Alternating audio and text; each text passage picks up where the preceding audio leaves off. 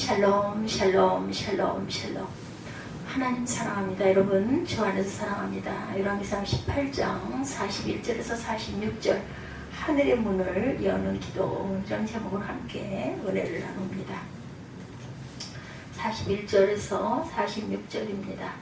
엘리야가 아합에게 이르되 올라가서 먹고 마시소서 큰 비소리가 있나이다. 이렇게 얘기하죠. 아합이 먹고 마시러 올라가니라 엘리야가 갈멜산 꼭대기로 올라가 땅에 꿇어엎드려 그의 얼굴을 무릎 사이에 넣고 그의 사환에게 이르되 올라가 바다 쪽을 바라보라.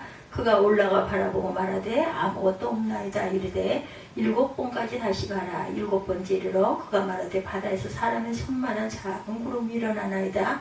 이르되 올라가 아합에게 말하기를 비에 막히지 아니하도록 마차를 갖추고 내려가소서 하라 하니라. 조금 후에 구름과 바람이 일어나 하늘이 캄캄해지며 큰 비가 내리는지라 아합이 마차를 타고 이스라엘로 가니 야훼의 능력이 엘리야에게 임하매 그가 허리를 동이고 이스라엘로 들어가는 곳까지 아합 앞에서 달려갔더라. 이렇게 증거하고 있습니다. 여러분들은 미국의 기상학자 에드워드 로렌츠가 말하는 나비 효과라는 이론을 아마 들어보셨을 거예요. 김제시에서 나비 한 마리 날개짓이 기류를 형성하여 저 바다 건너 뉴욕에서 회오리 바람을 일으킬 수도 있다는 이론입니다. 그러니까 우리 대한민국에서 나비 한 마리의 날개짓이 기류를 형성해서 바다 건너 뉴욕에서 회오리 바람을 일으킬 수 있다는 거죠. 말도 안 되는 이론 같지만 말이 된다라는 겁니다. 작은 날개짓 하나가 엄청난 결과를 만들어낼 수 있다는 로렌츠의 주장은 세상 모든 분야에서 받아들여지고 있다고 그러죠. 예수님은 천국의 원리를 설명하면서 천국은 겨자씨 하나와 같다라고 말씀하세요. 겨자씨를 직접 본 적이 있죠. 우리 정말 눈 나쁜 사람이 잘 보이지 않을 만큼 아주 작은 씨앗입니다. 근데 그 작은 씨가 자라서 성장하면 큰 나무가 되고 수많은 새들이 모여서 논일고 쉴 만큼 이렇게 큰 나무가 되는 것이 겨자씨의 특징이라고 그러죠. 우리가 그저 바라볼 때는 작고 아무것도 아닌 것처럼 보이는데 그 작고 아무것도 아닌 것이 하나님의 은혜 안에 있다면 그것이 거대한 영향을 미치고 작은 날개짓이 주변 사람에게 영향을 끼치고 가정의, 교회의, 사회에 영향을 끼치게 된다. 저는 이런 이 아침에 작은 것을 기도의 날개짓이라고 표현하고 싶습니다. 지난 시간 하늘문을 여는 교회를 말씀드리면서 엘리야의 기도를 간단하게 제가 말씀을 드렸는데 오늘은 엘리야의 기도에 대해서 집중적으로 한번 살펴보도록 하죠. 바알과 아세라를 섬기는 제사장이 850명이다. 그리고 하나님의 이름으로 제단을 쌓은 곳에 기도하는 이는 엘리야 한 명뿐입니다. 그러나 결과가 아주 놀랍죠. 바알과 아세라 제단은 그를 섬기는 제사장 850명이 아무리 자기 몸을 해하며 기도해도 죽어버린 우상은 그 기도에 당연히 응답하지 않죠. 그러나 엘리야의 기도는 굳이 몸을 자해할 이유도 온갖 야단 법석을 떨 필요도 없었어요. 하늘이 열리고 야훼 불이 내려와 번제물과 나무와 돌과 흙을 태우고 또한 도랑의 물까지 다 태워버리는 놀라운 역사로 나타나게 되죠. 그리고 그 결과는 바알과 아세라 제사장들의 죽음으로 마무리가 됩니다. 하늘의 문을 열게 하는 최고의 열쇠는 기도임을 온전히 믿는 저와 여러분들이 되시기를 주님의 이름으로 축복합니다. 그리고 무엇보다 하늘의 문을 열게 하는 기도는 어느 날 하루아침에 갑자기 눈을 뜨니 생겨나는 무슨 초능력 같은 능력이 아니라는 사실 또한 우리가 기억해야 할 것이다. 죽은 자를 살려내던 엘리야, 불말과 불병거를 타고 하늘로 올라가는 엘리야, 그리고 요단강을 가르는 엘리야, 그리고 오늘 본문에 3년 6개월 동안 비가 오지 않는 가뭄 속에 비를 내리게 하는 엘리야. 이 모든 역사는 하나님이 엘리야의 기도를 들으시고 이루시는 역사이기도 하지만 이 기도는 장본인인 엘리야라는 사실을 우리는 깊이 알아야 할 거예요. 기도하는 장본인이 누구다? 엘리야라는 것을 우리가 알아야 될 거라는 거죠. 기도하는 사람이 장본인이 가장 중요한 주인공이 된다는 것 또한 우리가 알아야 할 것입니다. 우리는 엘리야가 어떤 기도를 하나님께 드리고 있는지 왜 또한 엘리야의 기도는 하나님의 마음을 어떻게 움직이시게 하는 기도를 하고 있는지, 또한 엘리야는 어떻게 늘 기도할 때마다 응답받는 기도를 할 수 있는지 깊이 생각하고 말씀에 우리가 집중해 봅니다. 야고보서는 일부러 엘리야에 대하여 엘리야는 우리와 성정이 같은 사람이라고 표현하죠. 엘리야는 신이 아니라는 거예요. 성경이 우리와 같은 사람이다. 특별한 사람이 아니라는 거죠. 그냥 일반적인 사람이다. 엘리야는 특별한 것이 아니라 하나님이 특별하시기 때문에 놀라운 능력이 나타나기 때문이다. 근데 엘리야가 우리에게 특별한 것이 어떻게 엘리야는 응답받는 기도를 드릴 수 있는가? 어떻게 엘리야가 기도하면 하늘의 문이 그렇게 쉽게 열리게 되는가? 하늘의 문이 열리면 교회의 문도, 가정의 문도, 사업의 문도, 어려움에 닥친 모든 어려움의 문이 열리게 될 줄로 믿으시기 바랍니다. 하늘의 문이 열려서 우리의 문이 열려야 비로소 부흥이 되고 복음이 살아 역사하고 또한 세상에서 인정받는 놀라운 역사가 일어나게 될 줄로 믿으시기 바랍니다. 또한 가정의 문이 열려 모든 가정이 회복되고 막혔던 모든 문제의 문도 열리게 될 줄로 믿습니다. 그래서 우리는 엘리야같이 기도해야 되겠죠. 그것이 하나님의 백성이 살아가는 방식이어야 하고 그것이 하나님의 영광을 세우고 교회가 온전히 세워지는 놀라운 은혜인 줄로 믿습니다. 본문을 읽으면서 묵상하고 또 묵상해 보니 이는 이 백성들과 그리고 여기 서 있는 종과 엘리야의 기도의 차이는 과연 무엇인가 이런 결론에 도달하게 됩니다. 엘리야는 살아있는 생명 기도를 드리고 있다라는 것이죠. 그에 반해서 이 부족한 종의 기도는 온전히 살아있는 생명의 기도보다는 죽어버린 기도를 드릴 때가 많았구나라는 것을 발견할 때 심히 고민하고 하나님께 회개할 수밖에 없죠. 성경에 나타나는 엘리야 기도 중에 자기 자신 잘 되라고 기도하는 내용이 있어요.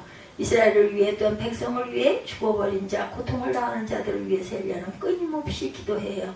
그리고 무엇보다 엘리야는 하나님의 영광을 위해 그리고 세상에 하나님의 영광을 어떻게 세울 것인가를 고민하고 행동하는 그렇게 기도를 끊임없이 하고 또 하고 있다. 그럼 우리는 어떻게 하면 엘리야처럼 살아있는 생명의 기도를 드릴 수가 있을까요? 성경에서 살아있는 생명의 기도를 드렸던 이들의 삶은 과연 어떤 삶이었을까? 그들의 기도는 어느 날 갑자기 초능력으로 나타난 게 아니죠. 살아있는 생명의 기도는 하루아침에 로또처럼 당첨되는 것도 아닙니다. 세월이 흐르면서 점점 쌓여갔던 그들의 기도가 영적 비밀을 알게 하는 놀라운 생명력으로 나타난 줄로 믿으시기 바랍니다. 어느 날 갑자기 그렇게 무조건적으로 된 게 아니라 계속해서 쌓여서 그렇게 나타났다. 아브라함이 하나님의 음성을 듣고 인도를 받고 인생을 살아왔지만 그 인생에 늘 하나님의 음성을 들은 것만은 아니에요. 위대한 아브라함도 잘못된 시행착오를 수시 많이 합니다. 그러면서 아브라함은 끊임없이 하나님 앞에 엎드리죠. 하나님 앞에 무릎을 꿇고 기도하는 것, 그 사람의 최고의 본분임을 알았던 거죠. 아브라함은. 그건 다윗도 마찬가지였습니다. 그리고 다니엘도 당연히 마찬가지였고 요셉도 마찬가지였죠. 어떻게 이스라엘에서 포로로 잡혀온 소년 다니엘의 거대한 제국 바벨론의 세 번째 지휘자가 될 수 있었는가? 어떻게 사람이 굶주린 사자굴 속에 던져졌음에도 불구하고 머리털 하나 상하지 않을 수 있었을까? 끊임없이 하루에 3번씩 그는 기도했기 때문에 다니엘의 기도의 힘이었음을 우리가 믿습니다. 다니엘의 삶의 우선순위는 기도였던 거죠. 그는 어떤 상황 속에서도 기도를 쉬지 않습니다. 결국 기도하는 그의 생활로 인하여 모함을 받아 사자의 굴 속에 던져지지만 사자들조차도 순종하는 놀라운 영적인 힘을 다니엘은 가지고 있었다. 우리는 인생을 살아가면서 경험을 쌓아가고 지식도 쌓아가는 존재이지만 무엇보다 하나님 앞에 믿음과 기도로 쌓아가는 복된 저와 여러분이 되시기를 주님의 이름으로 축복합니다. 그렇게 쌓여진 믿음과 기도가 하늘의 문을 열고 하나님이 놀랍게 축복을 부어주시고 놀라운 역사를 보여주시는 줄로 믿습니다. 오늘 본문으로 들어가 보죠. 엘리야가 바알과 아세라 제사장 850명을 처단하고 또한 다시 갈멜산으로 올라가는 내용이죠. 비를 내리게 하기 위해서였어요. 엘리야가 비를 내리게 하는 능력이 있는 것이 아니라 하나님이 하시는 일이시기에 엘리야는 하나님께 부탁하기 위해서 갈멜산으로 다시 올라갑니다. 그들에게 3년 6개월 동안 비가 오지 않았던 이유는 그들이 바알과 아세라를 섬김으로 인해 하나님이 진노하셨기 때문이고 이제 하나님의 진노를 거두어야 할 이유가 생겼어요. 바알과 아세라 제사장들이 죽었고 본문 2장 39절에서 모든 백성이 그 기적을 보고 야훼 그는 하나님이시로다 야훼 그는 하나님이시로다 하면서 하나님 앞에 엎드렸기 때문이에요. 온전하게. 그것이 바로 엘리야가 갈멜산 꼭대기에 올라가게 된 이유입니다. 땅에 굴 엎드려 그의 얼굴을 무릎 사이에 넣고 그는 또 기도하고 있었어요. 오만하지 않았어요. 바알과 아세라의 싸움에서 승리에 도취되지도 않았습니다. 하나님의 새로운 역사를 기다리고 기도의 동산에 올라 무릎을 꿇고 새우 등어리를 하고 하나님의 새로운 역사를 기다리고 그 무릎을 꿇고 무릎 사이에 얼굴을 파묻고 전능하신 하나님의 이름을 부르고 있어요. 이것이 진정 기도하는 자의 참된 모습인 줄로 믿으시기 바랍니다. 믿음의 백성들의 가장 위험한 때는 승리에 도취될 때다. 이스라엘 백성은 눈앞에서 난공불락의 성이라고 여겼던 거대한 여리고성이 무너지는 것을 보았어요. 그들은 승리에 도취해서 자축을 합니다. 그리고 너무나 작았던 아이성을 치러 갔을 때 그들은 패배하고 말죠. 물론 아이성 전투의 패배는 아간의 죄 때문에 생긴 결과라고 그래요. 그러나 그것이 전부는 아니었다. 아이성을 치러 갈 때 그들은 하나님께 묻지 않았습니다. 아이성 전투의 패배는 아간의 죄 때문만이 아니라 여호수아의 잘못, 이스라엘 백성들의 기도하지 않았던 자만이 패배하게 만들었던 것이다. 오늘 엘리야는 너무나 다른 사람이죠. 그는 승리에 도취되지 않았고 교만하지도 않았습니다. 그래서 다시 갈멜산으로 올라가 하나님께 무릎 사이에 얼굴을 놓고 전심으로 또한 부르짖죠. 기도는 약속을 붙들고 하나님 품으로 달려 들어가는 것이 기도임을 믿으시기 바랍니다. 그리고 하나님의 말씀을 가슴에 품고 그 앞에 무릎을 꿇고 시작하는 것이 기도인 줄로 믿습니다. 하나님이 이루시겠다고 약속하셨기 때문에 포기하지 않고 하나님 앞에 나아가 간절히 엎드려 간구하는 것이 기도인 줄로 믿습니다. 엘리야의 기도를 한마디로 표현한다면 간절합니다. 오늘 엘리야가 무릎을 꿇고 무릎 사이에 얼굴을 파묻고 기도하죠. 마치 요가 자세를 푸는 것 같은 그런 모습입니다. 솔직히 이렇게 건강이 좋지 않거나 그죠, 체형에 문제가 있는 사람들은 못하는 자세이기도 해요.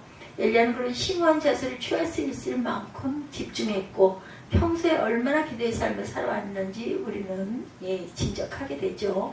그럼 그가 그런 자세로 기도했던 것은 늘 그렇게 간절함으로 하나님께 기도했기 때문이겠죠. 오늘 본문에 살펴보니 엘리야가 엎드려 기도하자마자 하늘에서 비가 쏟아진 것 아니죠. 엘리야가 하나님 앞에 간절히 기도한 다음에 사환에게 말을 하죠. 올라가 바다 쪽을 바라보라. 사흘에 올라가 바라보고 아무것도 없나이다. 다시 엎드려 기도하고 올라가 바다 쪽을 바라보라. 그가 올라가 바라보고 아무것도 없나이다. 그렇게 하기를 6번. 사단이 조롱하죠. 하나님이 너에게 약속한 것은 거짓말이야. 하나님이 너를 버리셨어. 내 감정이었어. 기도를 멈춰야 할 시간이야. 포기해야 돼. 이렇게 자꾸 시험하죠. 마치 요단강에서 아람 장군 나아만의 마음을 실험했던 모습과 비슷합니다. 사단은 믿음의 백성들이 기도하는 것을 가장 두려워하기 때문에 늘 이렇게 조롱하죠. 그러나 우리는 다시 무릎을 꿇어야 할 것입니다. 언제까지? 비가 올 때까지 꿇어야 되겠죠. 7번째 이르러서 그가 말하되 바다에서 사람의 손만한 작은 구름이 일어나나이다. 엘리야는 그 작은 손바닥만한 구름 속으로 큰 비구름을 봅니다. 이것이 믿음이죠. 앞에서 말씀드렸듯이 겨자씨만한 믿음이 산을 옮기는 줄로 믿습니다. 믿음이 중요하죠. 어린아이 물고기 2마리와 보리떡 5개가 장정만 5,000명을 먹이고 남기는 줄로 믿으시기 바랍니다. 작은 손바닥만한 구름이 큰 비가 되어 우리의 막혔던 모든 것을 시원하게 뚫어줄 줄로 믿으시기 바랍니다. 햇빛 쨍쨍한 하늘에 폭우가 내리라는 약속을 붙들고 기도하는 엘리야의 기도를 하나님이 당연히 외면하시지 않습니다. 45절에 조금 후에 구름과 바람이 일어나 하늘이 캄캄해지며 큰 비가 내리는지라. 조금 후에입니다. 조금만 더 참으면, 한 번만 더 엎드리면, 조금만 더 인내하면, 조금만 더 포기하지 아니하면 조금이 하나님의 역사하셔서 여러분의 간절한 기도에 응답해 주시는 줄로 믿으시기 바랍니다. 기도해도 구름 한 조각이 보이지 않습니까? 포기하지 않고 한 번 더 기도하시기 바랍니다. 작은 구름이라도 떠오른다면 장대비를 기다리시기 바랍니다. 남편을 위해 기도하십니까? 조금만 더 기다리고 기도하십시오. 자녀를 위해 기도하십니까? 조금만 더 믿고 기도하십시오. 하나님은 반드시 하늘의 문을 열고 폭우로 역사해 주실 줄로 믿으시기 바랍니다. 물은 99도에서 끓지 않아요. 100도가 되어야 끓는다는 것. 그 1도 차이로 인해서 물의 상태가 달라지게 됩니다. 우리의 기도가 아직 1도 부족하다면 그 1도를 채우시기 바랍니다. 그리고 간절히 구하면 하나님 반드시 구하는 제 기도에 응답해 주실 줄로 믿습니다. 오늘 엘리야의 기도는 살아있는 생명의 기도였고 엘리야의 기도가 하나님의 마음을 끊임없이 움직이는 기도가 됩니다. 그리고 엘리야의 기도는 놀라운 역사가 응답으로 이루어지는 기도가 되죠.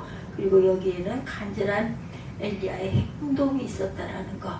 저와 여러분들 우리 교회가 동일한 은혜가 이루어지기를, 동일한 기도의 모습들이 많이 드러나기를 주님의 이름으로 축복합니다. 기도하시겠습니다.